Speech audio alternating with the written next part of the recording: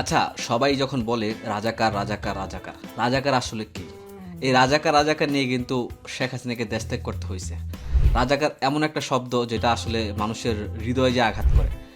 বেশিরভাগ ক্ষেত্রেই বিএনপি শব্দটা বর্তমানে ব্যবহার করতেছে জামাতকে ধরাশায়ী করার জন্য। এই জামাত ইসলাম অনেক পুরান একটা দল।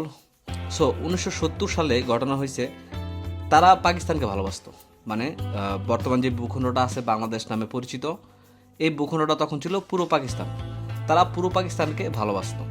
এখন এই পূর্ব পাকিস্তান থেকে একটা দল নাম আওয়ামী লীগ, তারা চাহিদা ছিল যে স্বায়ত্ত শাসন, তারা তখনও কিন্তু স্বাধীনতা চায় না। যাই হোক, ধরে নিলাম একটা জনগোষ্ঠী তারা বিদ্রোহ করে উঠছে যে আমরা পাকিস্তানের সাথে থাকবো না। তো ওই সময়ে জামায়াত ইসলামী এই ভূখণ্ডটাকে ভালোবাসতো, যার কারণে তারা পাকিস্তানের সরকারের সাথে মিলে কাজ করছে। এই কাজ করার কারণে তাদেরকে রাজাকার উপাধি পাইতে হয়েছে। তারা কিন্তু এখনও ওই ভূখণ্ডই ভালোবাসে যেই ভূখণ্ডটা 1970 সালে পূর্ব পাকিস্তান ছিল, বর্তমানে সেটা বাংলাদেশ। ভূখণ্ডের নাম পরিবর্তন হয়েছে, তাদের দেশপ্রেম পরিবর্তন হয় না।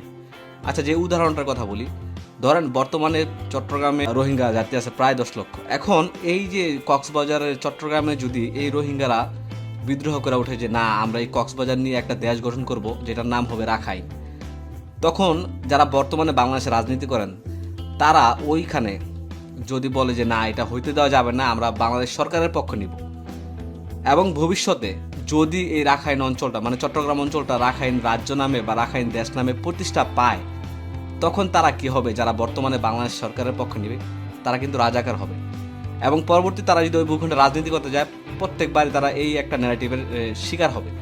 আমার কথা কি বুঝতে পারছি? মূল কথা হইল, তারা কিন্তু একই ভূখণ্ডকে ভালোবাসতেছে, যে ভূখণ্ডটার নাম পরিবর্তন হইতাছে। যেটা আগে ছিল চট্টগ্রাম, পরবর্তী হয়েছে রাখাইন। যেটা আগে ছিল পূর্ব পাকিস্তান, পরবর্তীতে হয়েছে বাংলাদেশ। এখন আপনি একটা জায়গায় থাকেন, যে জায়গার আলো বাতাসে আপনি বড় হয়েছেন, সেই জায়গার দেশপ্রেম তো আপনার থাকবে। যে জায়গার ওই জায়গার একটা ভালোবাসা সবসময় মানুষের মনে থাকে, যেটা আপনি লন্ডনে থাকেন আর ইউরোপে থাকেন, যে জায়গায় থাকেন। তো আপনি নাম পরিবর্তন হওয়ার কারণে কিন্তু ভালোবাসা পরিবর্তন হয় না। সুতরাং এই যে 50-55 বছর আগের ন্যারেটিভ এখন ব্যবহার করা আসলে চলবে না।